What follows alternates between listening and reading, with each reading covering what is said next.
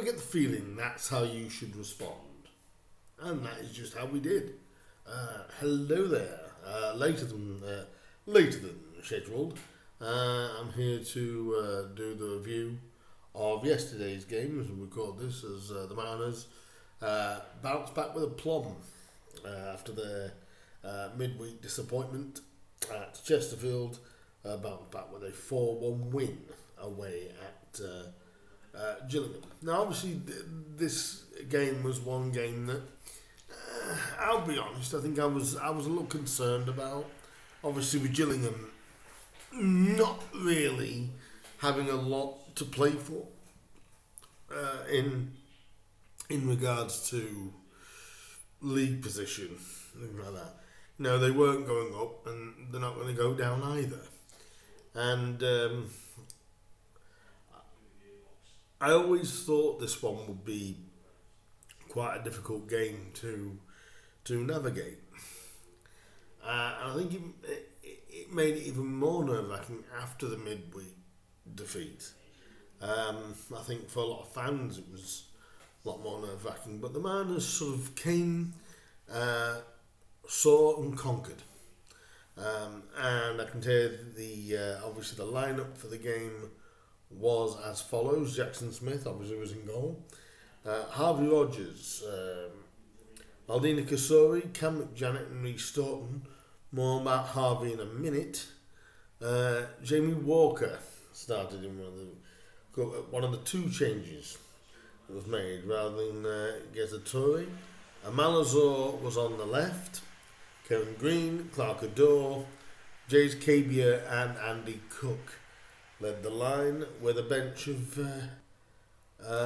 Annie Booth, which great to see a young lad, 16 years old, but on the bench.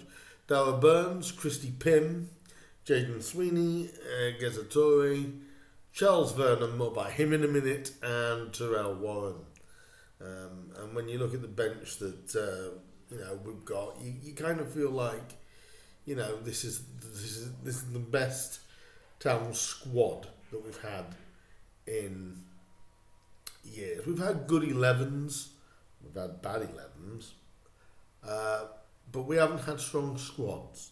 This is the strongest squad we've had in a long time. As in, whenever you bring players in, you don't feel like you're weakening the squad. You're making them stronger, if not just as strong as what you've already got in. And it pretty much was competent right from the get-go, trying to get the control. Not a lot of football was played early on. The first 20 minutes or so, it was, as it always is, it's kind of like a feel-out process. And that is basic. I think you find that in every game. It was the feel-out process. I think Gillingham knew what to expect. I think us as a fan base didn't know what to expect from Gillingham. Obviously being with nothing to play for apart from professional pride, of course. And one guy, if you do want to go and see a vlog, a guy called Gills in the Blood, please go check his vlog out.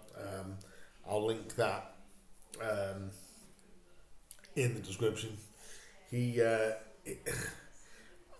I watch him occasionally whenever Gillingham gets brought up, and he's always, I always find him as like a level-headed sort of fan. Well, so you can see the obviously the frustration of his team. But back to the game in general, it was sort of like Town were sort of on top without really taking any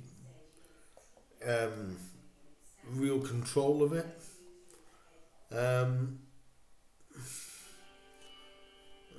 But it was just it was again one of those real sort of one-sided halves without really Town causing many problems. I mean, the first opportunity in general of the game actually went to Gillingham when Aaron Hale drilled Alright for effort just wide of the left post. It was wide, but it was well wide. Actually went nowhere near where the goal was. It was kind of again. I think you could look at that and say in a way he was getting his eye in. But it we did leave a couple of sort of chances in the middle of the park, a few gaps that we probably shouldn't have left. But Andy Cook, he went closest before the first goal, where it was sort of like a shot, which then came back to him. He was able to bundle through the defence, and again causing havoc as he normally does defensively. Got the shot off, but it was saved by Glenn Morris, the 41-year-old goalkeeper. I just aged him there, but very, very experienced goalkeeper. And it obviously saved the second chance from Cookie. But again, Andy Cook, being who Andy Cook is, and he not long after that, the opening goal came when it was kind of like I think it was Janet, I think it was, or Rogers, that they got to the ball, looped it up, looped it over, sort of thing. In the air, sort of looped in there, sort of and it fell in a great area, in a great take by Andy, and I think Gillingham thought they were in a good place to offside, but he wasn't. You can clearly see on replay that he wasn't, and he just took it in his stride and smashed it past Morris. It was an absolute delight to see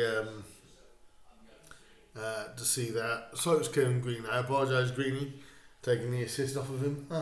But it was a great ball which Andy feeds off stuff like that, and slashed it past Morris, 1-0, and it had been difficult in a lot of ways while being dominant, if that makes sense.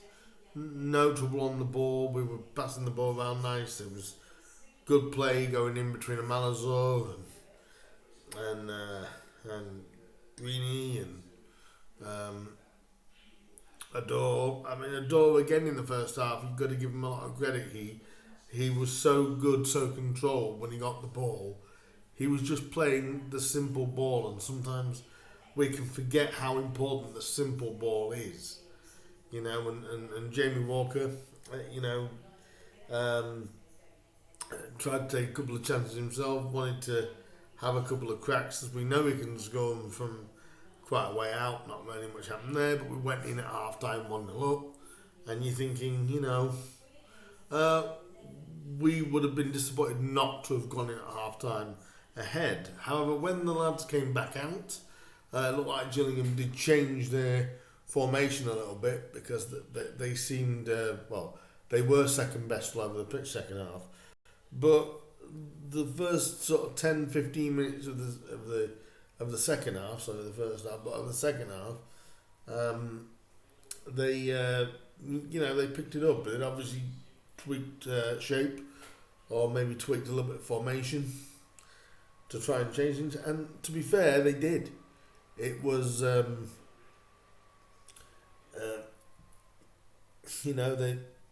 they came out, made an early attack, which the Mariners suddenly caught a little bit cold, and ended up giving away a corner. Nothing came to that corner, but they did, on 56 minutes, they did get the equaliser, and it was a great crossfield ball played by Amani Little. It was an absolutely fantastic ball. Went from definitely diagonally from one side of the pitch to the other, and Gareth McClary sort of took it down so well, so he sprung it past, I believe it was Harvey Rogers, or Cameron Janet was one of them, and his touch on his chest, took it away from them, and he sort of lobbed it very calmly over Jackson Smith's head, and it was a belting finish, absolutely belting finish to equalise. And you're thinking, well, that's come out of the blue. I wasn't expecting that. Obviously because Town's defensive record, but when it's a goal like that, you just have to applaud. And it took a little while for Grimsby to get to grips for it. And really, once Gillingham scored the goal, they were sort of in the ascendancy for about 15 minutes after that. It was all, to be fair, it was not all Gillingham, but they definitely looked more threatening and more up for it. And you're thinking, hello, it's not going to be one of them days, is it, where you're going into a team that you expect your team to beat and not doing so. But in the end, I think what started the Gillingham wall crumbling down. I've seen this back so many times on the replay, and let me tell you that Glenn Morris is. I guarantee he wasn't watching the EFL highlights. Honestly, it was sort of like it was a ball that sort of came into the sort of mix. It was a great ball, by the way, but he sort of put it in the mix, and sort of like, Jays wasn't letting up, and you could see that Morris was heading for it, coming for it, and he just misjudged it. And through that, Jays was able to sort of squeak it past Morris and then just rolled it into an open goal. I was so excited I couldn't make a noise. I was sort of like in shock of how easy that one became, but I can assure you that Morris would have been absolutely berating himself, and within a 12-minute spell, that was it. But that was the catalyst of the Gillingham collapse, because after that, we brought on Charles Vernam. I think just after that or just before that, and Chaz was starting to get the ball down and start to move it in the last 20 minutes and pass the ball wide like we know how to do it. It was a joy to see Chaz back on the pitch, as it always is. Then after going 2-1 in front, the Mariners sort of stepped on the accelerator, shall we say. A third goal did head our way from a corner after a great, well-worked attack. And obviously we got a corner, and I now finally see what we try and do with the short corners. You're trying to get the flick on. Vernam took the corner. Again, one of those sort of near post ones, near post corners, and Kieran Green with a flicked header, absolutely glorious goal for his 12th of the season. He's becoming a captain fantastic, isn't he, really? This is the most goals that Kieran has scored in his career in a season, and you can see what that higher position on the pitch can do for Kieran Green. I know when he came in, he was in more of a defensive midfield role, and obviously since David's been there, he's played in a more advanced position, and it's definitely helped out Kieran Green, especially with his goal outlet. But what a flick header at the front post to make it 3-1, and that pretty much killed the game. But I have to say the best move of the game came with the fourth and final. was a absolutely training ground move, which Chaz described it as. Um, it, it was sort of like from side to side, back to forth, um, on the wing. It got out to Kevin Green. Kevin Green played an absolutely beautiful ball across the box, and then it was Chaz Vernam at the back post to knock in number 4. And what a move it was to make the most of it. And Chaz Vernam, I always tell you, Chaz Vernam, a fit Chaz Vernam, is the best winger in League Two, and he scored his 10th of the season. I looked at the stats after the game, because after that, like I said, it was in the end as plain sailing as you can get, and the kind of result. Everyone always wants a good result after you've lost. I think for us, with obviously challenging for playoffs, it's the kind of result we needed to sort of put ourselves back in the. But I looked at the goal scoring ratio, and we've got, I think, close to about 3 players now on double figures. That's Kevin Green, obviously Jay's Kabia with his 20th. That lad has been absolutely a ray of sunshine. 15 in the league this season. You cannot fault that. 20 overall for Jays. Signing of the season, I'd probably say, from where it's come from, and that's not being biased. I think he's probably signing of the season, as in players that a lot of people wouldn't have known from Truro.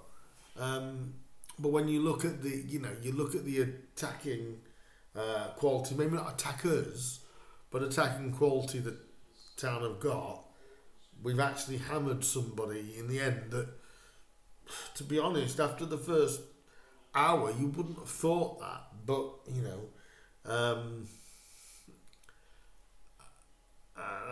that's what Joe's in the Blood basically said. The first hour, you probably wouldn't have known maybe who the playoff team was. I think as well Gareth Ainsworth said that. And probably for you did, but it was the first time when we took over in the final 20 minutes or so. I think we were always the better side in general, but they had that 20-minute spell after half time where we probably made it look closer than it should have been. But I think Gillingham will probably say that they just want their season to be over now. Obviously having 2 games left for them. And you can see they're done as a team for this year. I think Gareth Ainsworth, I think as well as the fans, want the season to be over. But when it comes to us, for example, again, it's proof again of don't get too down when you lose a game. Ardell did say in his post match with Matt Dean that we didn't play great. We didn't play bad. I don't think we've played bad lately. I have to agree with him. There's just, like I said, with the Harrogate loss, it was just, I think we were just a step off, a step slower, and with Chesterfield, it was, they were better for the first hour or so, let's be honest. I don't think we can sort of deny that. In general, they were better. And then obviously just not getting the penalty at the end. But, it's a bit funny because everyone was going, if Fleetwood can do us a favour, and, but like I said to a couple of fans before the game, let's get our result first. And I had people say to me, well, you know, Chesterfield got a late equaliser against Fleetwood. I'm thinking, but it still closed the gap. We've still closed the gap. When you think about it, Swindon, who we play next weekend, they drop points. And they now don't play till, obviously, we play them next Saturday. And they dropped points, Chesterfield dropped points, we didn't.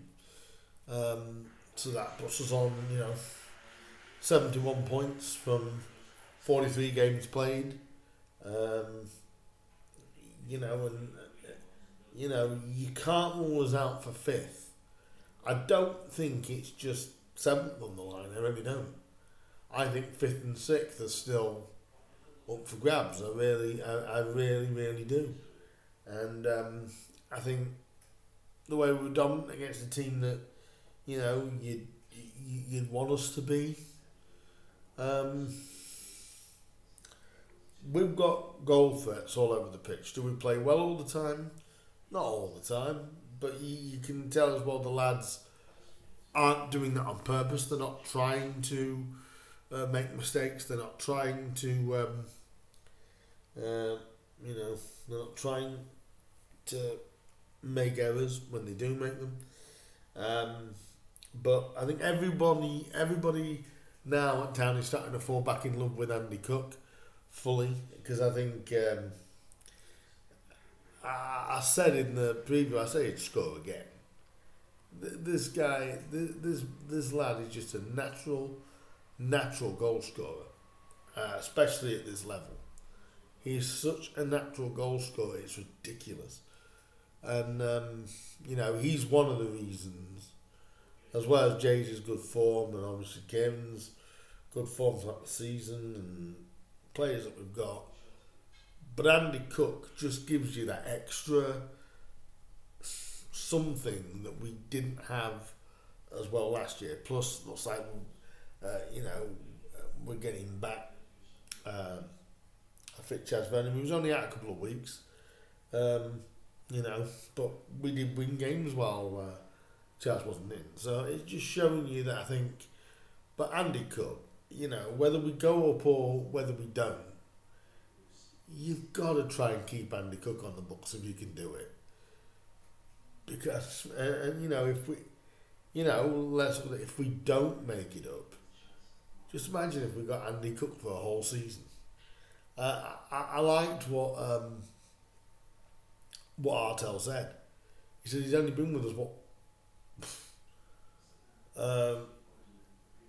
15 weeks also, but back 13 weeks. He's already scored 7 goals, 10 overall, and 2 of those came against us, which is what I saw that because I had some Gillingham commentary as well on it, and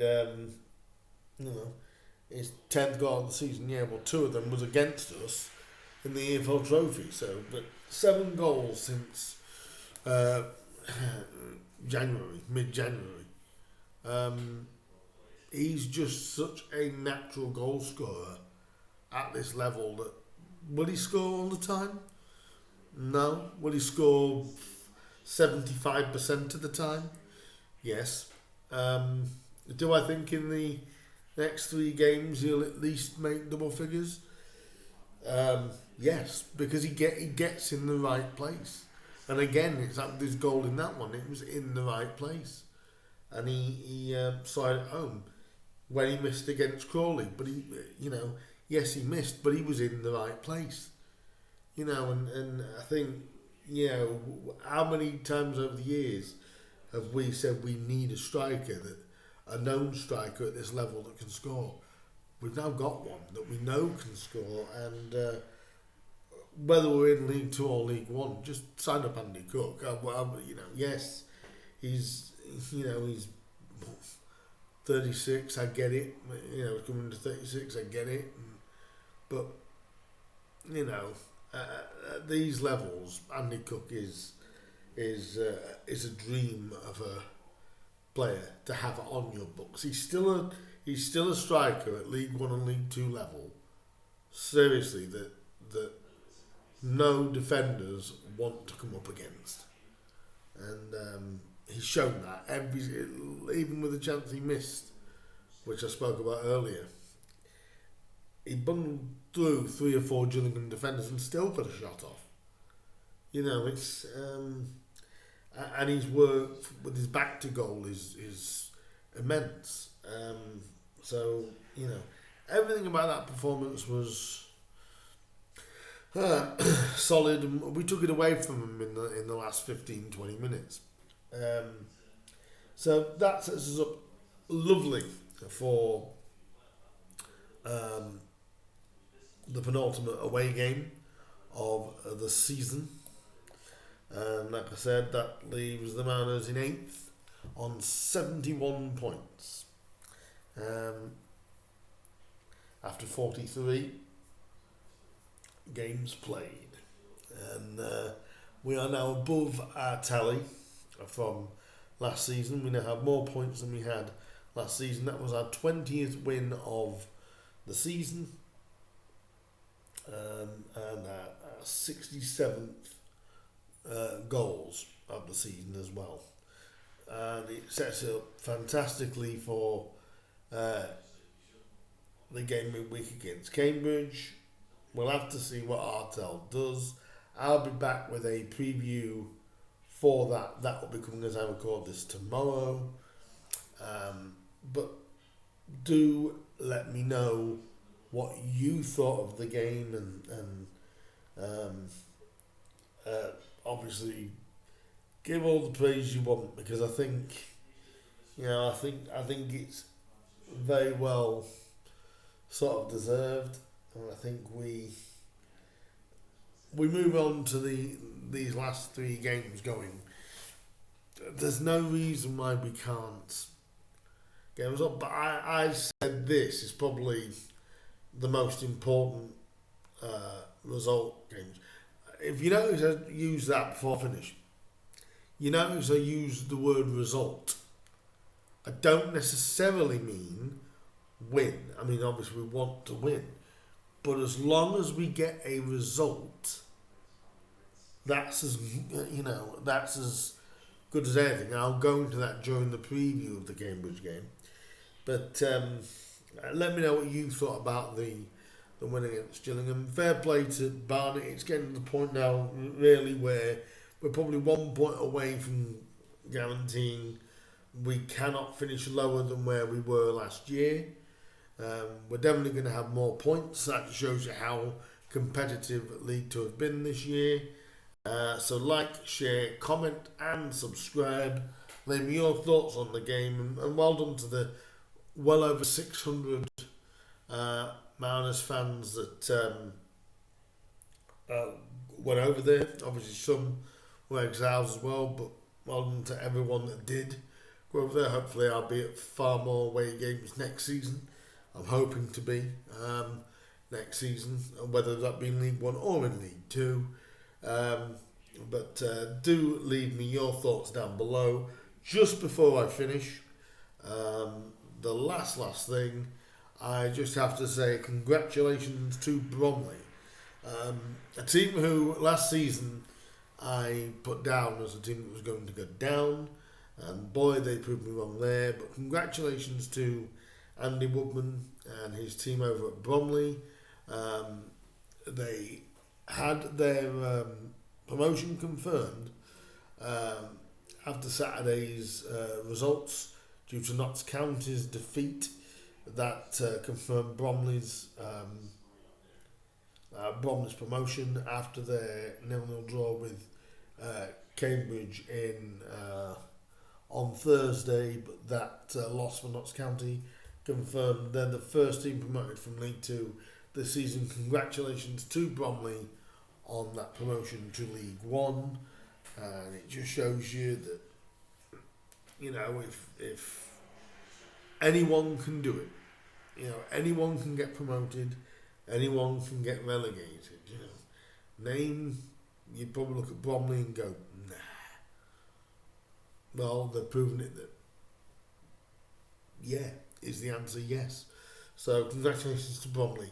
Leave me your thoughts on the game and your thoughts on the last 3 games of the season. What are you hoping for? Um, and I will see you guys for the preview of Cambridge United. Looking forward to doing that one. And by the way, can I just say it was also great to hear Tommy Witherington on Radio Humberside. It's always a pleasure to hear from Tommy Witherington. And I've got to say, he did quite well on the commentary, didn't he? Anyone that was listening in, he's quite a character, Tommy. So I just thought I'd drop that one in. But yeah, let me know your thoughts down below on what you think on the game, and I shall see you all for the Cambridge preview, and then we head into the final home game of the season next Saturday. So it's a busy few days of videos for me coming up in the next week, and I've got an update video coming up at the end of the regular season. So keep an eye out for that. But like, share, comment and subscribe, and I will see you Monday for the preview of Cambridge. Until then, up the Mariners, and is the playoff bid back on after being off after Chesterfield? I think it is. I'll see you guys in the next one. Ta-ra for now. Bye-bye.